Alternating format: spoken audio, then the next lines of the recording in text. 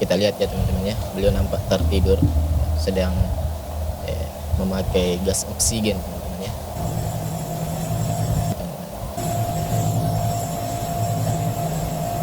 Melihat mobil-mobil dan kendaraan-kendaraan juga terus berdatangan masuk, sehingga memang arus lalu lintas dari sekitar area Nurul Mustafa Center ini agak tersendat dikarenakan memang ada arus masuk ke dalam masjid. Dan seperti yang Anda lihat ini masih banyak lagi penghayat yang hendak masuk ke kawasan Masjid Nurul Mustafa ini. Pemirsa, di bagian depan sudah ada pengawasan juga dari pihak kepolisian, dan sampai saat ini masih sedang dilaksanakan prosesi pemakaman.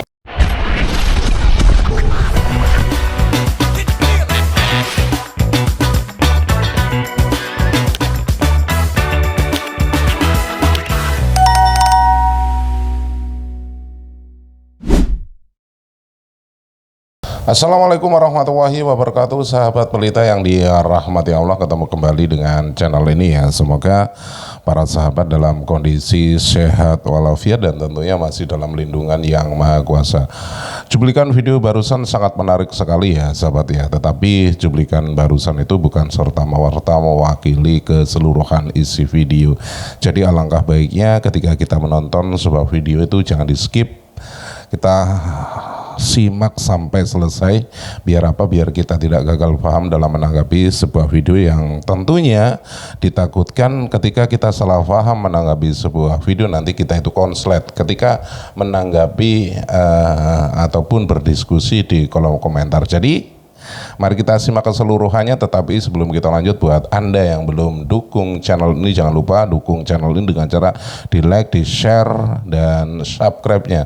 Tombol loncengnya juga diaktifkan. Biar apa? Biar Anda tidak ketinggalan kabar info terbaru dari channel ini. Monggo kita simak kembali videonya. Di akhir video seperti biasa nanti kita koreksi atau kita diskusikan video ini, tetapi harus mengedepankan diskusi ya, bukan mengedepankan ego. Apabila mengedepankan ego, takutnya rancu dan pikiran kita nantinya ngawur dan kebablasan. Ini dia videonya, silahkan.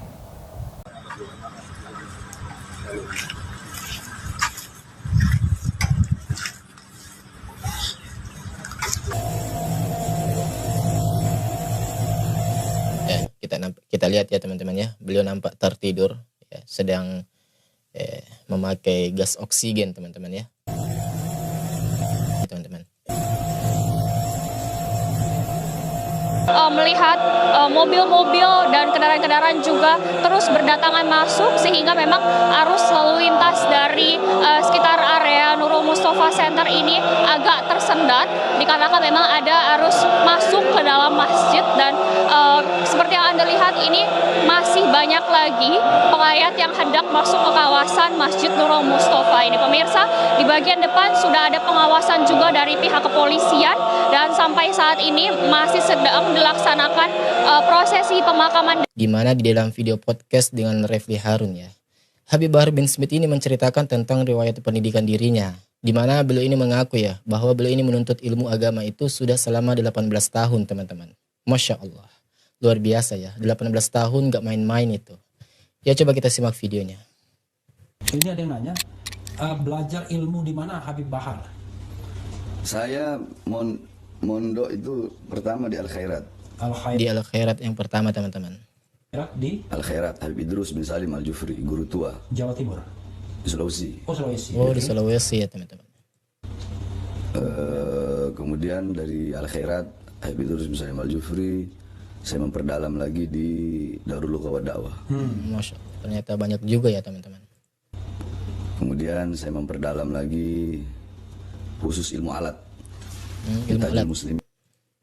Ilmu alat itu? Ilmu alat itu untuk baca kitab kuning, baca kitab gundul, yakni kita Iya. Fungsinya memang untuk membaca kitab kuning teman-teman. belajar nahwu, shorof, i'rab, i'lal. Alat untuk membaca kitab. Insya, ya, insya, balaghah, bayan, ma'ani, mantik, arud, syair, gawafi. Oke. Ya ini ya, Di Jawa Timur itu. di Jawa Timur. Jadi berapa tahun Habib menyelesaikan pelajaran Ya, berapa tahun?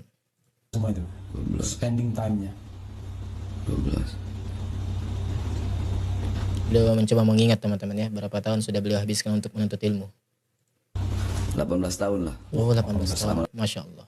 18 tahun. Luar biasa teman-teman, yang menuntut ilmunya itu 18 tahun. Bayangkan, di 18 tahun menuntut ilmu agama, ya, dari kecil sampai dewasa.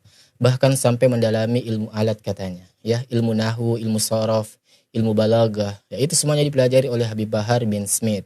Tapi ada satu video teman-teman, di mana Habib Bahar bin Smith ini, ya, dikritik habis-habisan oleh seorang kiai karena salah total di dalam mengajarkan bahasa Arab. Dan itu pun bahasa Arab dasar ya. Coba kita simak videonya. Sering di nahu ya. Contoh hubba zaidun ila hindin, hubba zaidun ila hindin. Beliau mengatakan hubba zaidun ila hindin ya. Hubba zaidun ila hindin. Hubba zaidun ila hindin. Si Zaid cinta kepada Hindu. Nah teman-teman ya. Ini adalah kalimat ya, maaf ya, salah total menurut kami. Yang diajarkan Habib Bahar bin Smith kepada jamaahnya. Ya, ini kalau santri-santri Indonesia melihat video beliau, ya saya khawatir mereka tertawa melihatnya teman-teman. Karena dari kalimat dari awal saja sudah jelas salah teman-teman. Di mana Habib Bahar bin Smith mengatakan tadi ya, hubba zaidun ya ila hindin. Si Zaid cinta kepada Hindun. Jadi hubba zaidun ini saja sudah salah teman-teman ya. Kalimat yang benar tidak seperti itu ya. Coba kita simak video penjelasan dari pemilik channel Muslim Center teman-teman. Ya, di sini Habib Bahar bin Smith dikuliti habis-habisan ya, diluruskan kesalahan bahasa Arabnya beliau. Dan ini merupakan kesalahan yang fatal ya. Coba kita simak videonya teman-teman. Hubba sengaja di situ tulisan kuning yang di atas kami gunduli. Namanya gundul itu tidak berharokat, tidak bersyakel ya. Tidak berharokat. Tidak ada barisnya. Itu habba itu bisa dibaca habba, bisa dibaca hubba begitu ya. Habba dan hubba dan hubba. bisa dibaca hubbun. Tetapi oleh Bahar bin Smith ngasih contohnya hubba. Haknya di dhammah, ba'nya tasdid dan ada fathah hubba. Kemudian zaidunnya dibaca rafa' atau marfu'un ya, zaitun. Dalnya itu di dhammah, zaitun, dhammah tanwin. Karena dalam belajar ilmu nahwi itu harus tahu dan bisa membedakan perbedaan 3 kalimah. Yang pertama kalimatu ismin, kalimat isim. Kalimat isim yang pertama. Yang kedua kalimatu fi'lin, kalimat fi'il. Kalimat fi'il. Yang ketiga kalimatu harfin, kalimat harf. Betul teman-teman ya. Itu ilmu dasar. Ya sebanyak apapun perkataan bahasa Arab itu pasti tersusun dari 3 unsur. Ya kalau nggak isim maka fi'il. Kalau nggak isim nggak fi'il maka dia huruf. Ya makanya ketika kita membaca kitab Jurumiyah di awal-awal Jurumiyah itu kan dijelaskan tuh. Dan biasanya santri itu diwajibkan untuk menghafal rumus-rumus ilmu nahwu ini teman-teman. Dan supaya mudah itu biasanya dilakukan. Ya jadi kalam itu adalah susunan perkataan yang sempurna di dalam bahasa Arab. Dan sebuah kalam itu terbagi menjadi 3 unsur. Yaitu isim. Ya isim itu kata benda. Kemudian fi'il kata kerja. Dan huruf. Dimana ketika tersusun dari 3 unsur ini, dia memiliki makna. Dan itu namanya kalam. Ya, dan semuanya ada alamatnya. Isim ada alamatnya, ada tanda-tandanya. Fi'il ada alamatnya, ada tanda-tandanya. Dan selain dari keduanya, maka itu huruf. Dan huruf pun tidak serta-merta tidak memiliki makna. Ada huruf-huruf tertentu yang memang dia ini ada kegunaan khusus. Semisal huruf waw, huruf ta, huruf ba. Dan itu namanya huruf qasam. Ya, yang digunakan untuk bersumpah. Wallahi, billahi, tallahi. Dan itu dijelaskan di dalam muqaddimah kitab Jurumiyah. Ya, jadi kalau ada orang yang tidak belajar sama sekali, maka dia nggak akan paham teman-teman. Ya, mana isim, mana fi'il, dan mana huruf. Padahal isim, fi'il, huruf itu dijelaskan tanda-tandanya seperti apa. Ya, alamatnya seperti apa. Itu ada tanda-tandanya. Ada rumusnya. Rumus untuk mengenal mana isim, mana fi'il, mana huruf. Ya, isim misalnya itu dijelaskan ya bagaimana kita ini mengenal tanda-tanda isim. Ya dikatakan fal ismu yu'rafu bil qafdhi wa tanwini wa dukhuli alifi wal lami. Jadi tanda-tanda isim itu adalah berharakat jer atau kasrah atau berharakat bawah ya, atau dia ada tanwinnya atau bisa kemasukan alif lam di depannya. Maka itu tanda-tanda isim. Dan ini penjelasannya luas teman-teman sebenarnya ya. Ini nggak bisa kalau sebentar sebenarnya, nggak bisa. Harus dijelaskan panjang ya.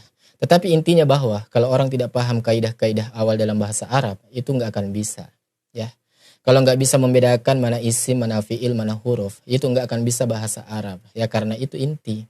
Sama halnya dengan kita ini bahasa Indonesia teman-teman. Kita nggak akan bisa membedakan mana kata benda, ya mana kata sifat, mana kata kerja.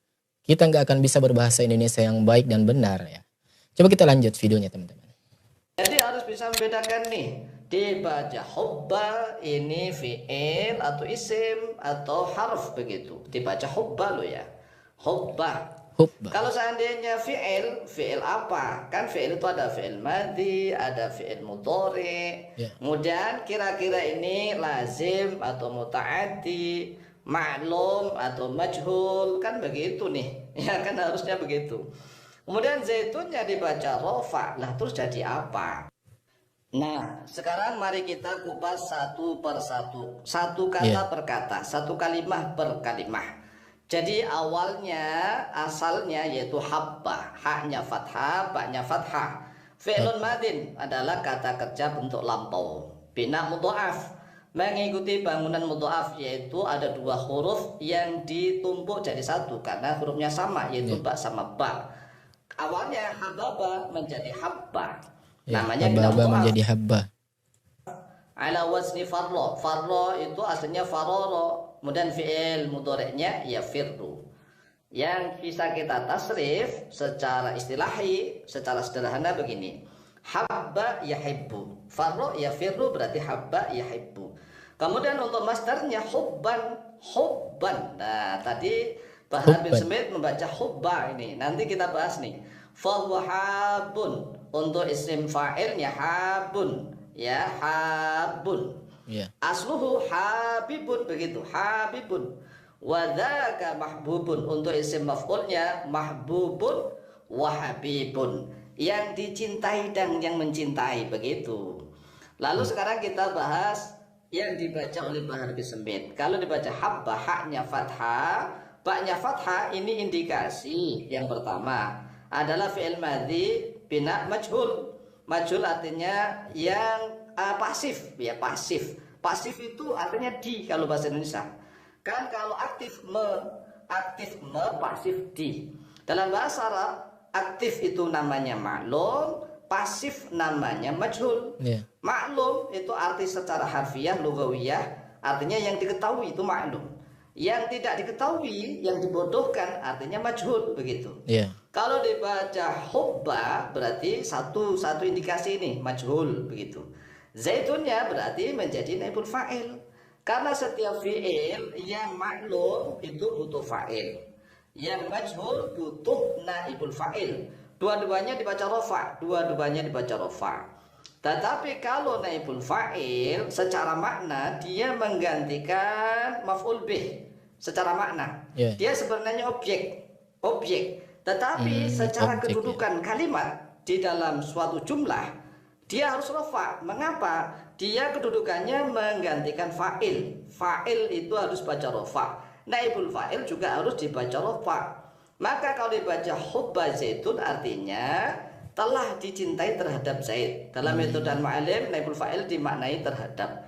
Telah dicintai terhadap Zaid ila hintin kepada hintun. Ini kan makna yang rusak. Seharusnya adalah berbeda maknanya. Habba zaitun hintan. Demikian. Nah teman-teman, kalau membahas kesalahan Habib Bahar bin Smith dalam bab ilmu nahwu dan sorof ini, ya, ini kan tidak semua orang tahu teman-teman. Kalau orang yang nggak pernah belajar, ya mungkin ketika mendengarkan perkataan dari beliau, Habib Bahar, penjelasan Habib Bahar tadi dalam bahasa Arab, mungkin mereka ya no comment ya, karena mungkin mereka juga nggak ngerti, ya. Tetapi bagi orang yang mengerti, ya apalagi Habib Bahar mengklaim bahwasannya beliau belajar itu sudah 18 tahun. Ya belajar mendalami ilmu alat selama 18 tahun dengan kesalahan yang seperti ini, ya maka kesalahan Habib Bahar bin Smith, maaf ya, dianggap fatal. Karena dalam video ini ya sangat jelas Habib Bahar bin Smith ini tidak bisa membedakan mana isim, mana fiil, mana huruf, ya. Mana alamat isim, mana alamat fiil, mana huruf. Ya, kalau huruf sih ya nggak masuk ya. Tetapi isim dan fiil ya. Alamat isim, alamat fiil. Ya Habib Bahar ini nggak paham. Jadi dengan kesalahan yang seperti ini, ya bagi orang-orang yang belajar ilmu nahwu, ilmu sorof, ini kesalahan fatal teman-teman. Tetapi di sini ada yang lebih fatal daripada bahasa Arabnya Habib Bahar ini. Dan semua orang tahu kesalahan Habib Bahar ini.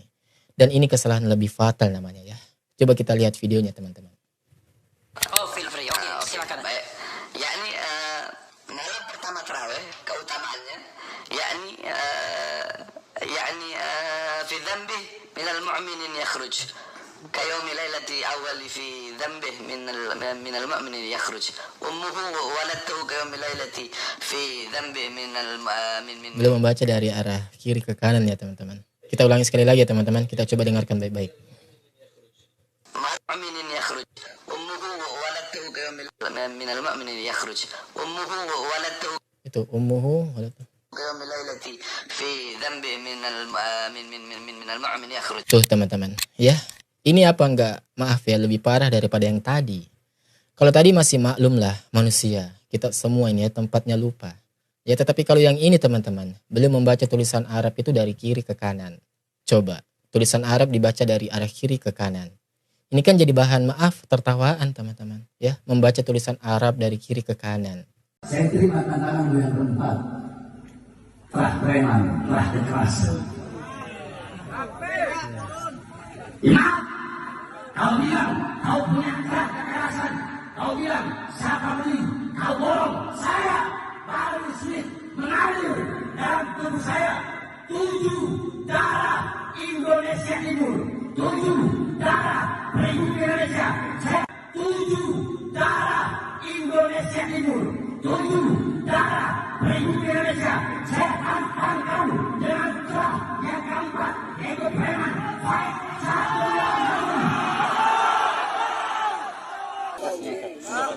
saya orang Islam bukan iblis. Sampai kiai kok katakan iblis. Turun. Tinggal dembaya, tinggal dembaya. Ayo orang Islam katakan iblis. Mujar.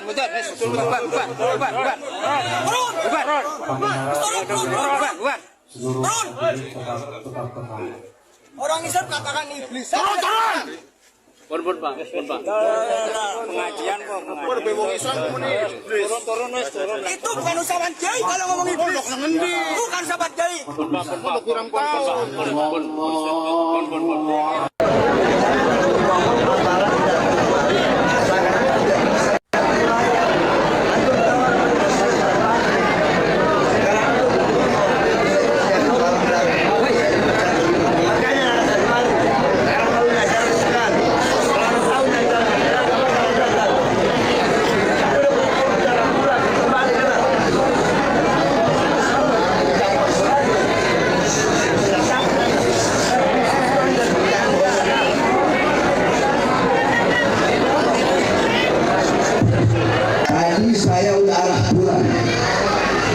Saya sebentar di Tanara, saya udah arah pulang, saya ditelepon. Sebenarnya saya nggak mau datang di Mentara. Saya ditelepon oleh panitia dan mengatakan bahwa saya nanti kalau Habib nggak datang, gimana acara kita ini ditekan. Saya nggak tahu kalau ngomongnya itu benar ditekan atau enggak, karena saya orangnya paling nggak bisa ditantang. Kalau ada aparat yang mau tekan acara, pasti saya datang acara tersebut. Saya nggak tahu ditipu, nggak tahu benar, nggak tahu enggak ditekannya, sehingga saya datang. Itu alasan pertama. Alasan kedua, karena istiqan saya kepada kalian sebagai umat Nabi Muhammad. Intinya sedikit yang saya sampaikan. Sampai tadi panitia ini ngomong, walaupun Habib ceramah nggak apa-apa, ya udah saya ceramah, udah datang, cukup lihat dari saya.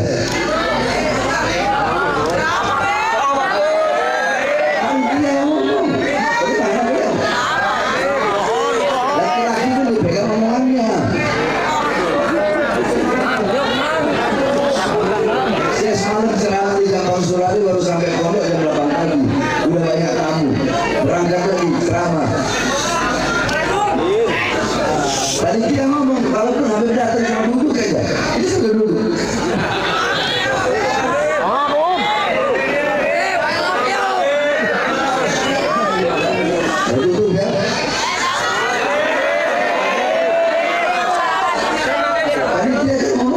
ini sampaikan kepada PWI Laskar Setan yang ada di sini.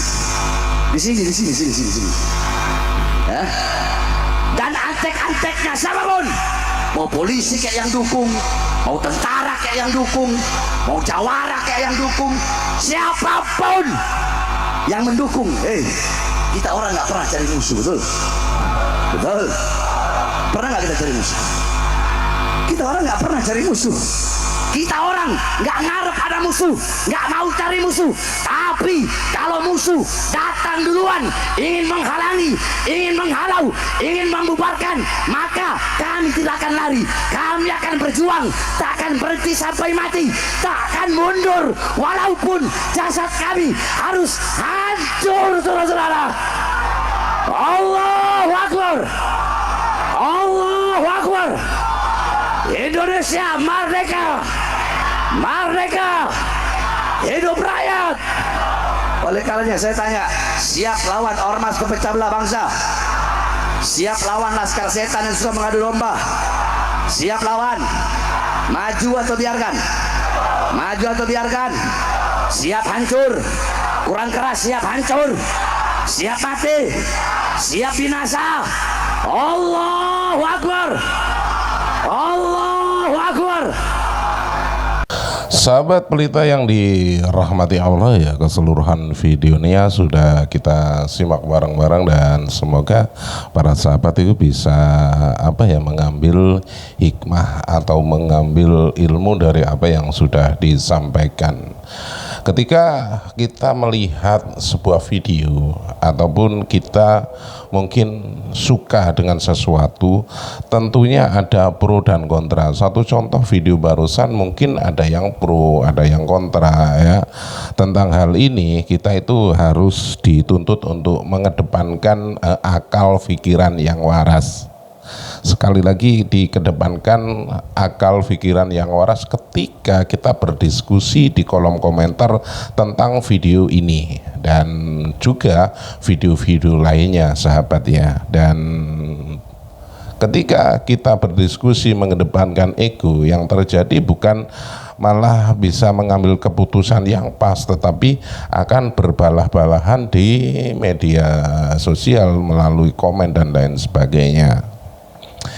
Ya memang sebagai pribadi yang merdeka ya, kita itu bebas untuk menentukan menyikapi sesuatu yang mungkin entah itu kita suka, entah itu tidak kita suka ya, karena banyak orang-orang yang sekarang ini ya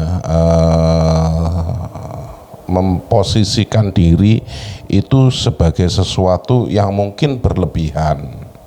Sehingga ketika mengeluarkan sesuatu pun ya, entah itu omongan, entah itu istilahnya nasihat, itu kadang juga berlebihan. Ada satu kasus yang mungkin para sahabat sudah tahu ya, hanya demi kepopuleran, hanya demi eksis ya, entah itu keluarganya lebih diakui, itu sampai membawa cerita-cerita yang mungkin ya dalam hal ini banyak di media sosial itu yang berseliweran memposisikan dirinya sebagai durian Nabi, satu contoh ya. Sehingga apapun yang keluar ataupun cerita-cerita yang keluar itu untuk orang mempercayainya itu akan dibumbui dengan cerita-cerita yang tidak masuk akal. Satu contoh bisa memadamkan api neraka, satu contoh bisa menurunkan rantai emas dari langit. Nah, satu contohnya itu ya sahabat ya. Cerita-cerita seperti itu pasti ada pro kontranya. Jadi ketika kita menanggapinya itu harus menggunakan akal pikiran yang waras. Biar apa? Biar tidak konslet. Sahabat Pelita, sampai di sini dulu jumpa kita. Mungkin ada yang terkeliru, entah itu dari saya berucap, entah itu kata per kata yang mungkin kurang berkenan di hati Anda, izinkan saya mohon maaf yang tak terhingga. Dan apabila video ini bermanfaat, jangan lupa di like, di share sebanyak-banyaknya, dan tinggalkan jejak Anda di kolom komentar tentunya. Dan juga terima kasih yang sudah subscribe channel ini dan sudah klik video ini. Semoga Anda menemukan jawaban-jawaban yang mungkin selama ini menjadi pertanyaan-pertanyaan yang tersimpan di dalam hati Anda semuanya. Dan saya akhiri sampai di sini dulu jumpa kita. Kita ketemu kembali di waktu. Saya akhiri wabillahi taufiq wal hidayah. Wassalamualaikum warahmatullahi wabarakatuh.